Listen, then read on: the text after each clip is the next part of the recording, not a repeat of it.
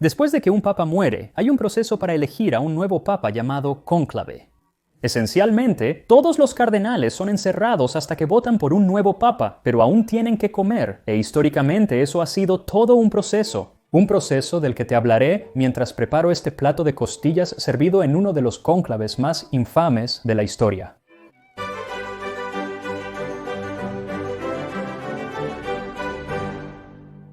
Cláusula conclave o cerrado con llave. De ahí es de donde viene el término cónclave, porque los cardenales están realmente encerrados hasta que puedan decidir cuál de ellos va a ser el próximo papa.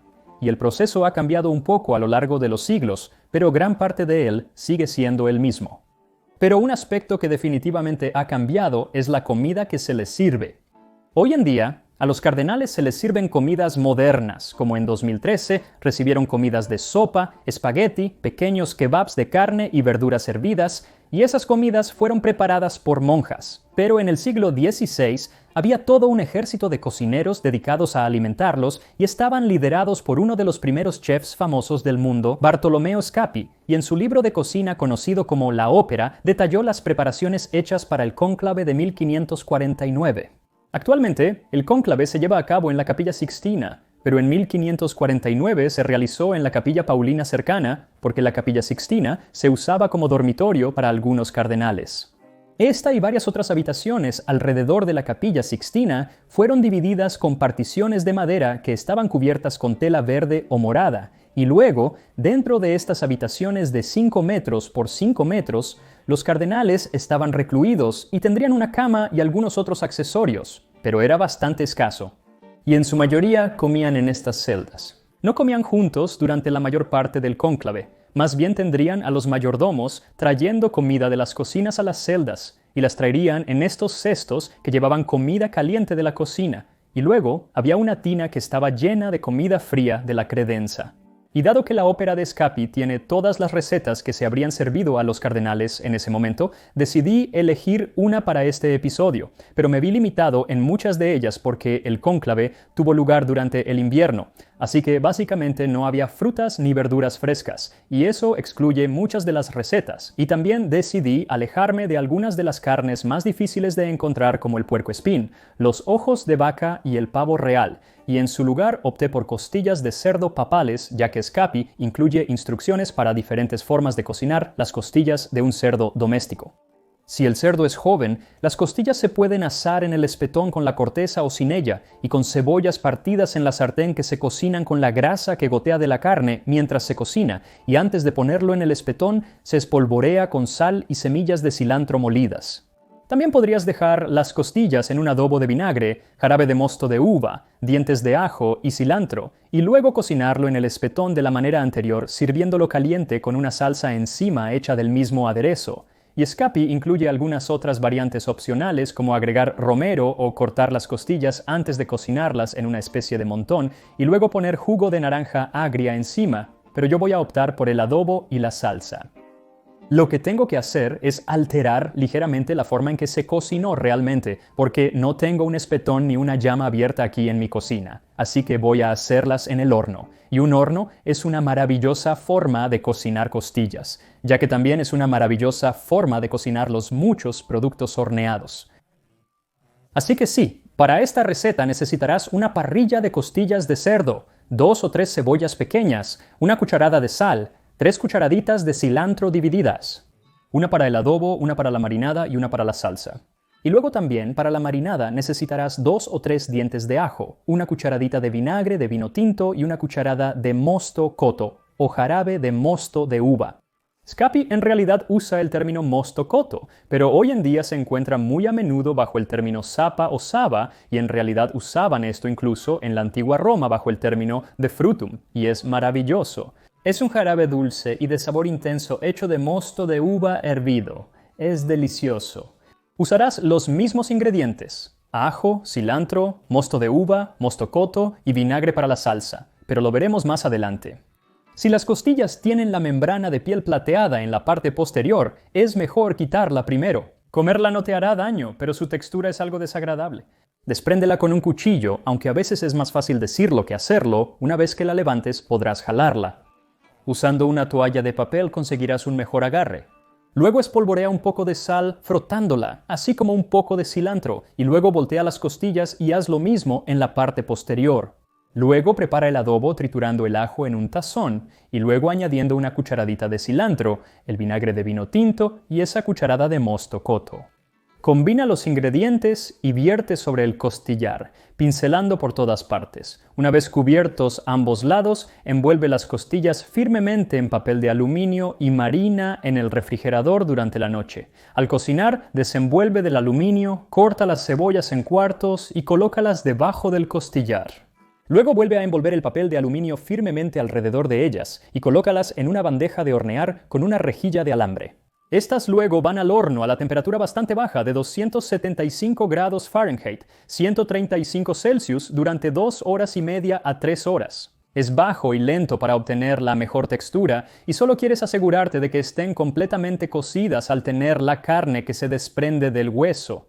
Y en ese punto las costillas están listas, pero es mejor emular los fuegos abiertos en la cocina de Scapi. Metí las mías sin el papel de aluminio en la parrilla durante unos 2 o 3 minutos y eso simplemente dio un bonito oscurecimiento a la parte superior de las costillas.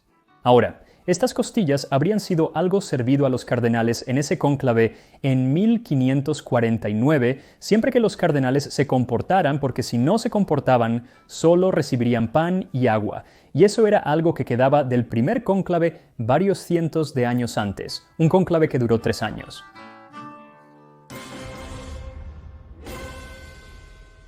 El año era 1268 y el Papa Clemente IV acababa de morir en la ciudad de Viterbo, que en ese momento era la sede del poder papal, ya que Roma se consideraba demasiado peligrosa. Entonces, como era tradición, el colegio de cardenales se reunió en la ciudad para elegir a uno de los suyos como el nuevo papa.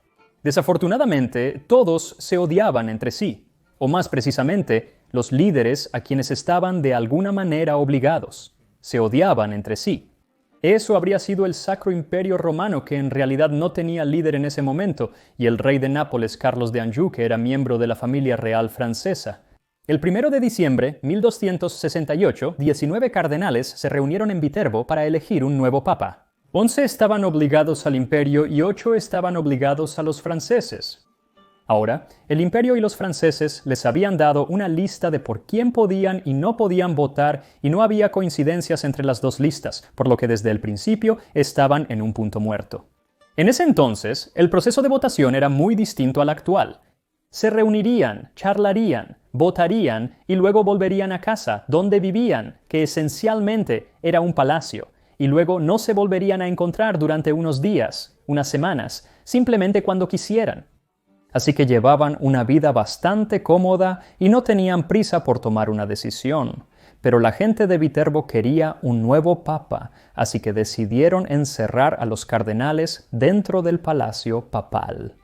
Esto fue a finales de 1269, aproximadamente un año después de que todo había comenzado, y así los encerraron en el Palacio cum clave o con una llave que se convirtió en cónclave o conclave.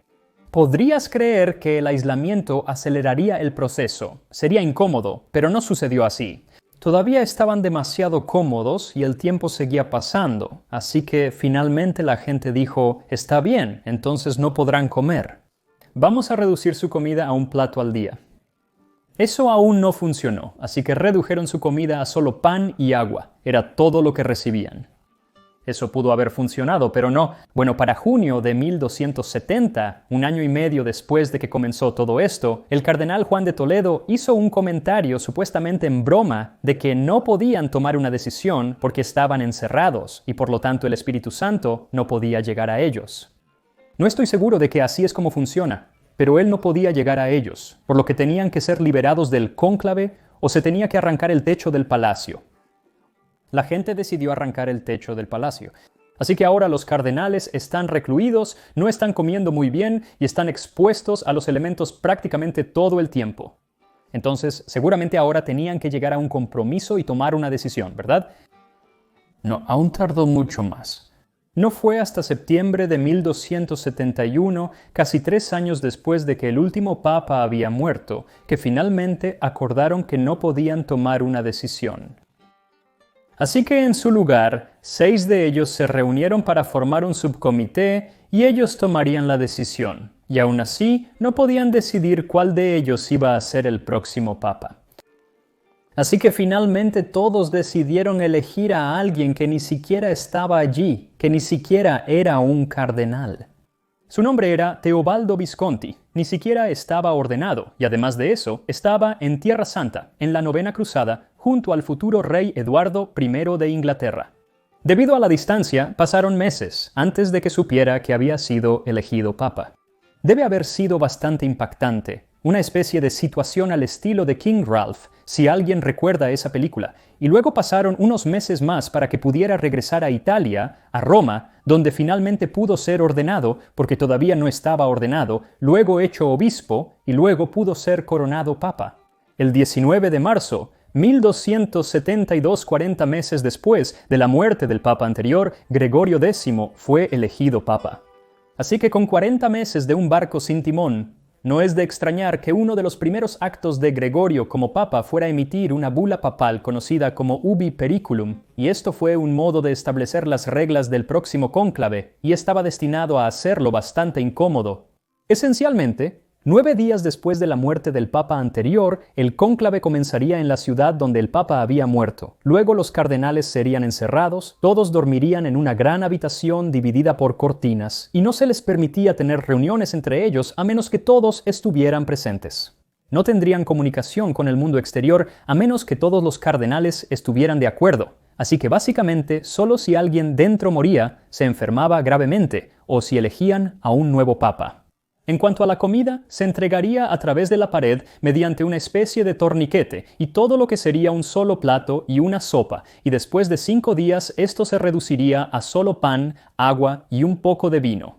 Pero quizás el aspecto más motivador de estas reglas del cónclave era que durante el proceso a los cardenales no se les permitía obtener ningún ingreso por su cardenalato, por lo que eso era motivador, y adivina qué.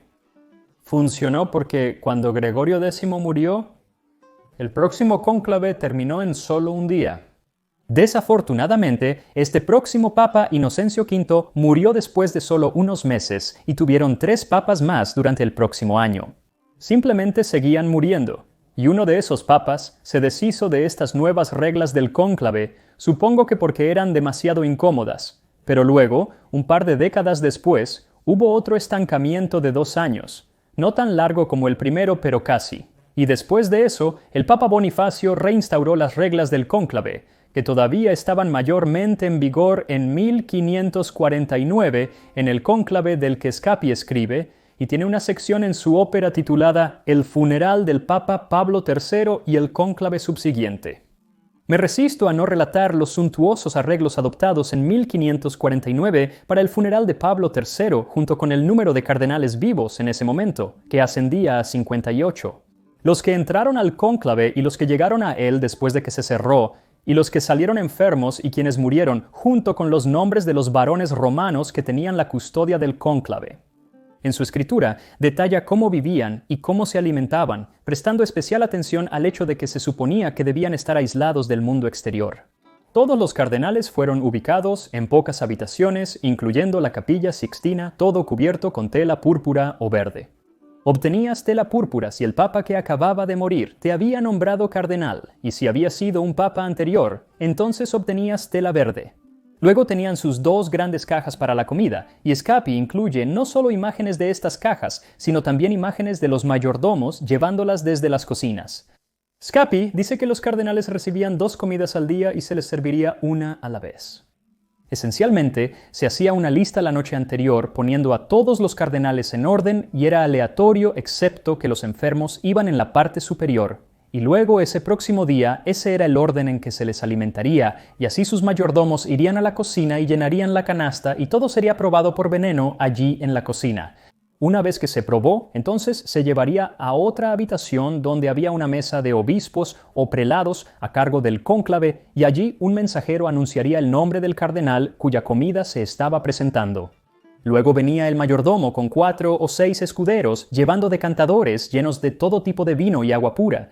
Los decantadores estaban todos cubiertos con naranjas y flores y tenían etiquetas en las que se escribía la variedad y calidad de los vinos.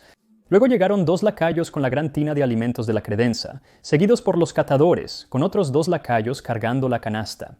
Luego, la comida y la bebida se colocarían ante los prelados y los obispos, y se probarían de nuevo, pero esta vez no por veneno, sino por mensajes que intentaban entrar en el cónclave, por lo que lo picarían con un tenedor, revisarían toda la comida. Y es por eso que Scapi dice que no era posible enviar pasteles cerrados o pollos enteros, ya que estos se cortaban en presencia de los obispos, ni se podía enviar vino en un recipiente que no fuera de vidrio, ni servilletas, paños, ni nada que no hubiera sido primero abierto y examinado.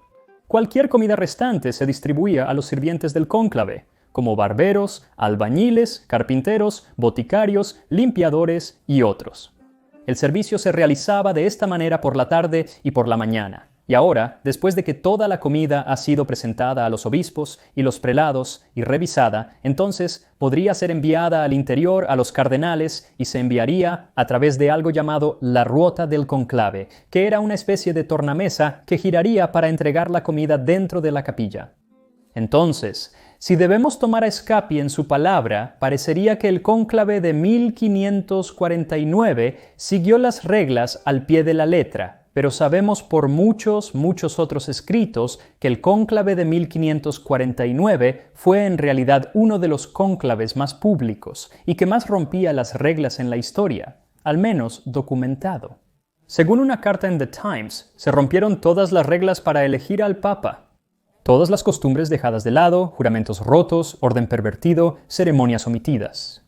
El cónclave se lleva a cabo en público y nada bueno puede salir de la asamblea. Esa fue una carta escrita a Carlos V, emperador del Sacro Imperio Romano, y realmente todo el cónclave, que se llevó a cabo desde finales de noviembre de 1549 hasta principios de febrero de 1550, fue una especie de guerra por proxy entre Carlos V y su rival, el rey Enrique II de Francia.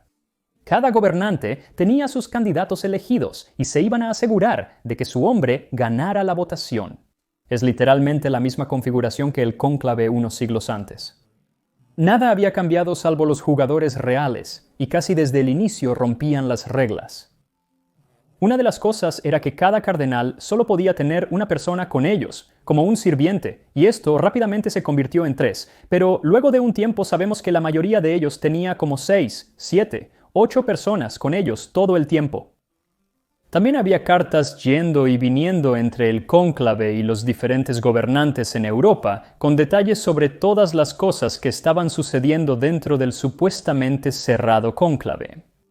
Incluso hubo una vez en que un hermano de uno de los cardenales fue enviado con una carta del rey francés y se le permitió entrar al cónclave y no se iría durante semanas. Intentaron sacarlo y simplemente no se iría, probablemente porque también fue enviado con una carta, una nota promisoria prometiendo 150,000 monedas de oro que podrían usarse para sobornos en general, solo para asegurarse de que los cardenales votaran a favor del rey, pero el emperador también envió sobornos, así que al menos estaban en un campo de juego nivelado.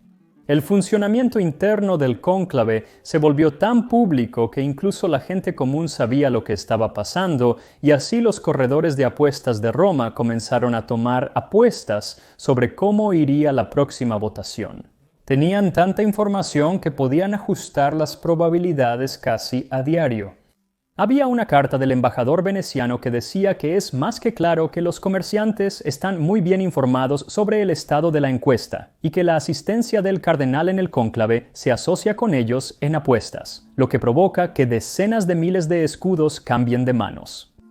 El 28 de diciembre, aquellos que estaban dirigiendo el cónclave, los encargados, decidieron imponer la ley y cerraron las ventanas. Comenzaron a tapiar las ventanas para que no entrara aire ni luz natural y redujeron la cantidad de comida que recibían los cardenales. Pero después de un tiempo, algunos de los cardenales comenzaron a enfermar y lo atribuyeron a la falta de aire fresco y buena comida, por lo que volvieron a la forma en que había sido y realmente nada cambió.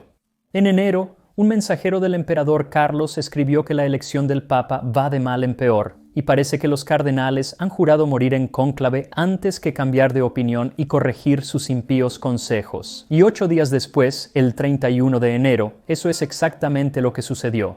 El cardenal Niccolo Ridolfi, uno de los favoritos en la votación, murió e inmediatamente hubo acusaciones de envenenamiento, lo que llevó a una autopsia y la persona que realizó la autopsia declaró que sí, este hombre definitivamente fue envenenado, y eso llevó a una verdadera represión contra los cardenales. Realmente fueron recluidos, se expulsó a la gente, no podían reunirse y tenían que permanecer en sus pequeñas celdas desde las 10:30 de la noche hasta el amanecer. Se les trató como a niños. Pero funcionó, porque finalmente el 6 de febrero, actuando bajo las órdenes del rey y el emperador, o más bien una especie de falta de órdenes del emperador, pero en fin, los cardenales decidieron, bien, simplemente elijamos a alguien que a ninguno de nosotros nos guste, y esa fue la respuesta menos ofensiva al problema. Fue el cardenal Giovanni del Monte quien adoptó el nombre de Papa Julio III y más tarde ambos lados acordaron que él era, y cito, incompetente, indigno y pernicioso. Hoy en día, mientras que el cónclave sigue estando lleno de política, no es lo mismo que solía ser probablemente porque el Papa ya no tiene acceso a un ejército permanente, por lo que las apuestas son un poco diferentes, pero eso no significa que el cónclave haya cambiado tanto. El tiempo ha cambiado y son un poco más laxos con las reglas, pero muchos de los aspectos aún se aplican. Aunque definitivamente creo que la comida ha cambiado bastante, porque no creo que nadie en el cónclave esté comiendo estas costillas de cerdo Scapi. Una vez que las costillas estén listas fuera del horno, puedes hacer la salsa.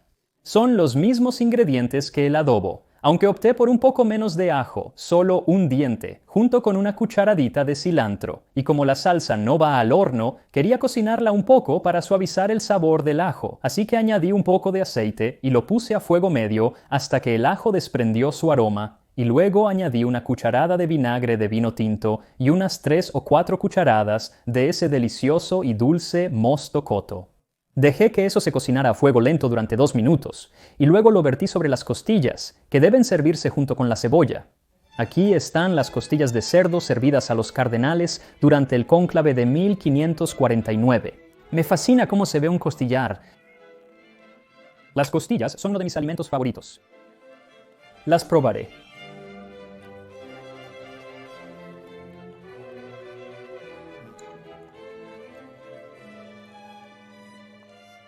Perfección.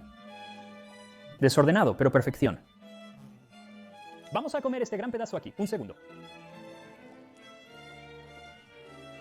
El sabor es simplemente maravilloso porque obtienes un poco de ajo y cebolla, pero ninguno de ellos es abrumador y obtienes ese sabor mucho más interesante del mosto cotto y el vinagre, pero no es avinagrado. No es demasiado ácido y no es demasiado dulce como una salsa barbecue, que puede ser muy dulce, que me gusta la salsa barbecue, pero es como una salsa barbecue antigua. El sabor es tan complejo, son tiernas. No están bañadas en la salsa. Podrías hacer más, supongo, pero siento que esto se acerca más a lo que sería.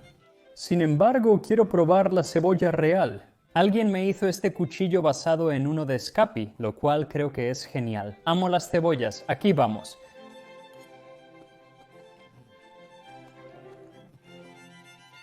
Puedo comer un plato de cebollas. Es tan dulce. Es como si hubiera perdido ese sabor fuerte que tiene la cebolla. Simplemente es dulce y deliciosa. Así que una cosa que quería mostrarte es esto. Esta es una réplica, obviamente, de la llave que abre la Capilla Sixtina. Y la conseguí cuando fui al Vaticano hace un par de meses e hice algo llamado el Tour del Maestro de Llaves, que fue una de las experiencias más increíbles que he tenido. Llegas al Vaticano antes de que llegue nadie más, y es un grupo pequeño de solo 20 personas. Entras al Vaticano con la persona que abre todas las puertas y tienes la oportunidad de abrir las puertas y tienen montones de llaves y básicamente estás solo en el Vaticano. Es difícil conseguir entradas. Estuve revisando el sitio web durante meses todos los días porque no te avisan cuando las ponen a la venta. Es muy italiano, pero vale totalmente la pena. El Tour del Maestro de Llaves es una buena opción si solo tienes un poco de tiempo para ver el Vaticano porque no tienes que lidiar con multitudes. Son 20 personas. De todos modos, prepara estas costillas, disfruta del cónclave papal a menos que ya haya terminado y tengamos un nuevo papa. Entonces, alégrate por eso y nos veremos la próxima vez en Tasting History.